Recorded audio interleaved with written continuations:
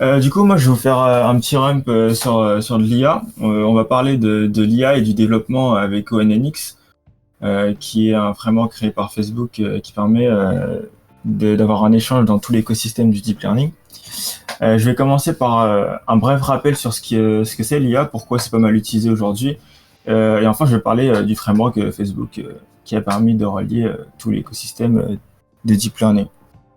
Ok. Du coup, je vais vous parler un peu des trois mots. Dans les articles de presse et les discussions, c'est courant d'entendre de manière interchangeable intelligence artificielle, machine learning ou apprentissage automatique, apprentissage profond et deep learning. Mais il existe une distinction entre les deux et entre les trois, je veux dire, et les gens savent pas vraiment où les classer. Du coup, l'intelligence artificielle, c'est défini comme toute technologie qui semble faire quelque chose d'intelligent. Donc tout ce qui est forêt de if, système expert qui se base sur des règles et des faits pour créer de nouvelles règles et qui sont notamment utilisées par les entreprises sont considérés comme de l'IA. Et donc les entreprises utilisent souvent ce mot pour faire du marketing, de la pub, etc. en disant que leur système expert c'est de l'IA. Globalement oui c'est de l'IA mais c'est pas du deep learning comme on verra ensuite. Du coup, le machine learning. Le machine learning, c'est du coup l'apprentissage automatique en français. C'est un type spécifique d'intelligence artificielle. Du coup, c'est une sous-couche, mais plutôt qu'une approche basée sur des règles, des if, etc. Le système, il va apprendre à faire quelque chose à partir d'exemples. Du coup, plutôt que de se faire dire explicitement quoi faire. Le machine learning, il utilise des outils mathématiques pour apprendre à partir des exemples tels que la statistique ou autre. Ensuite, on a encore une sous-couche qui est arrivée il y a pas longtemps, c'est le deep learning. Du coup, l'apprentissage profond, c'est un type spécifique d'apprentissage automatique. Du coup, ça fait bien partie du machine learning et ça utilise une technique connue sous le nom de réseau de neurones qui relie plusieurs modèles ensemble pour résoudre des types de problèmes encore plus complexes. Du coup, c'est le domaine qui se rapproche le plus du cerveau humain parce qu'on utilise en fait des neurones artificiels. Du coup, en connectant les modèles ensemble, on peut gérer les types de données plus complexes qu'avec du machine learning ou de l'IA. Et du coup, comme des images, on sait que c'est complexe à process. Ensuite, on pourrait se demander pourquoi ça arrive maintenant. Parce que, en fait, les algorithmes qui alimentent l'apprentissage automatique, ils ont été formulés il y a longtemps, environ dans les années 1950. Et ça vient de disciplines comme la statistique, l'algèbre linéaire, la biologie, la physique et même la neurologie. C'était présent depuis 1950, mais ça n'a pas percé tout de suite. Du coup, pourquoi ça n'a pas percé?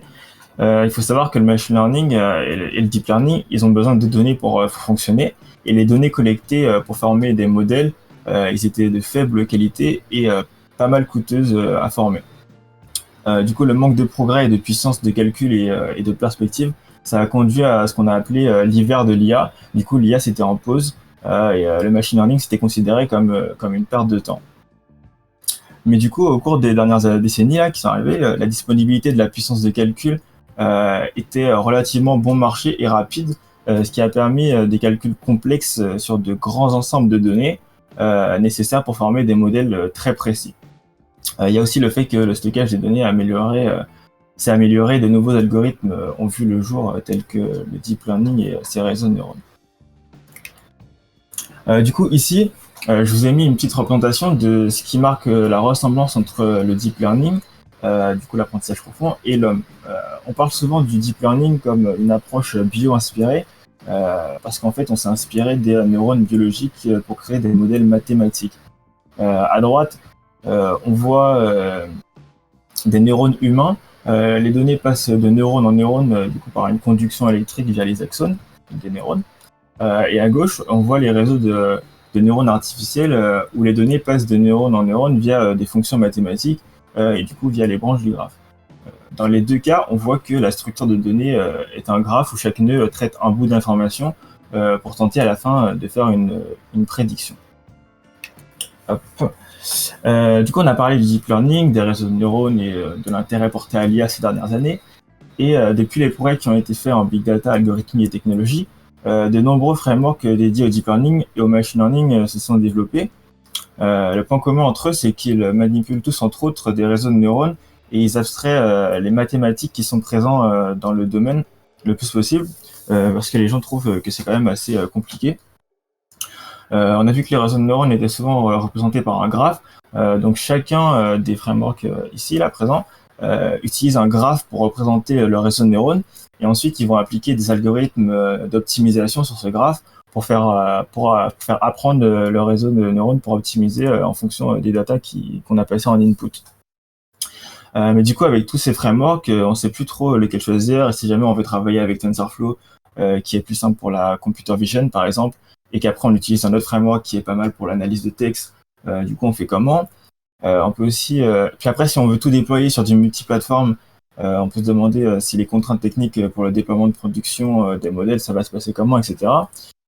Du coup, c'est là que ONNX est arrivé. Du coup, ONNX, c'est Open Neural Network Exchange. C'est né de la collaboration entre AWS, Facebook et Microsoft. Et il permet en fait le transfert des modèles de deep learning entre différents frameworks. Google, il faut savoir que Google avec TensorFlow à l'époque n'avait pas pris part au projet. C'est un peu classique le cas où le leader du marché il a peu d'intérêt à renverser sa position dominante. Mais il faut savoir que maintenant ONNX est disponible avec TensorFlow également. Du coup, Facebook qui a commencé sa collaboration avec Microsoft en septembre 2017, et c'était dans le but d'assurer les échanges dans tout l'écosystème du deep learning. Et du coup, ONNX répond à la problématique d'export de modèles d'IA d'un framework à l'autre et permet de déployer dans un nouvel environnement un modèle entraîné dans un framework spécifique. Du coup, concrètement, comment ça marche? Imaginons qu'on développe un modèle d'analyse d'image qui permet de détecter les humeurs d'une personne à partir de l'expression de son visage. On entraîne un réseau neuronal convolutionnel, du coup c'est un réseau de neurones qui est dédié à l'analyse des images, et du coup qui va permettre de prédire l'humeur d'une personne à partir d'une photo. On fait tout ça avec PyTorch, le framework PyTorch. Ça fonctionne bien, etc. Et une fois le modèle entraîné, on souhaite l'intégrer dans une application iOS et pour qu'il soit utilisable sur mobile. Et là, on se rend compte qu'initialement, on a développé le projet avec PyTorch, mais l'intégration, elle n'est pas compatible avec CoreML, qui est le framework d'Apple pour les modèles de machine learning. Du coup, c'est là que ONNX intervient. On peut entraîner un modèle dans l'un des nombreux frameworks de machine learning connus tels que PyTorch, TensorFlow, MXNet. On le convertit au format ONNX, qui est un format général, et on consomme le modèle ONNX dans un autre framework comme ML.NET pour Microsoft. Pour l'intégration dans une app C# ou alors CoreML pour l'intégration Apple. Hop. Du coup là je vous ai mis un petit résumé. On voit qu'on peut faire son réseau de neurones sur PyTorch et entraîner le graphe, etc. Puis on sauvegarde le graphe avec ses hyperparamètres au format ONNX. Puis on peut le reload, le même graphe modèle qu'on a entraîné dans un autre framework. Du coup ONNX il permet d'effectuer la conversion du modèle tout en conservant les hyperparamètres et les poids du modèle entraîné. Du coup, dans un premier temps, le modèle s'exporte au format ONNX, qui est une représentation sérialisée du modèle avec les hyperparamètres et tout ça, sous un format protocol buffer. Protocol buffer, c'est un format de sérialisation made in Google. Puis après, vous pouvez load le modèle sérialisé avec un autre framework et tout en vérifiant si le contenu de ce que vous êtes en train de load contient bien un protocol buffer valide. Puis après, vous retrouvez votre modèle, je veux dire. Hop. J'ai mis un deuxième exemple avec ML.NET, le framework de Microsoft, où vous pouvez récupérer un fichier ONNX représentant un modèle qui avait été entraîné, donc n'importe lequel. Du coup, là, on a MLNet qui a l'intégration de ONNX en lui. Le paquet image analytique, il contient une série de transformations qui prend une image et après ça la code en valeur numérique. Et après, ces valeurs numériques peuvent être utilisées dans une pipeline de prédiction ou une pipeline de training. Du coup, c'est donc du pre-processing, cette partie-là. Et après, on a le ONNX Transformer. Lui, c'est un paquet qui tire parti de l'ONNX Runtime pour charger votre modèle ONNX et l'utiliser pour faire des prédictions basées sur l'entrée fournie. Et tout cela, ça vous permet d'utiliser l'IA dans votre application C# comme on voit en haut. Du coup, le modèle ONNX, ça présente donc l'avantage de pouvoir être déplacé d'un environnement à l'autre, tout en simplifiant le passage d'un framework à l'autre. Ça permet d'éviter de refaire tout l'entraînement d'une IA quand on passe d'un environnement à l'autre, vu que les poids sont sauvegardés. OneNX, il y a pas mal d'exemples sur des Jupyter Notebook. Du coup, vous pouvez faire plein de tests. Le Jupyter Notebook, c'est du code sur votre navigateur avec du Markdown. C'est pas mal pour faire des petits tests, etc. Vous copiez-coller et ça fonctionne. Vous regardez ce qui se passe, etc. Du coup, sur le site officiel de OneNX, il y a pas mal de Jupyter Notebook, comme je disais. La doc est assez bien documentée. Du coup, c'est pas très très dur à s'y mettre dedans et c'est surtout utilisé pour le déploiement et pour changer des frameworks. Et du coup, ça regroupe tout l'écosystème du deep learning ensemble. Et du coup, voilà, c'est fini pour moi. Hop.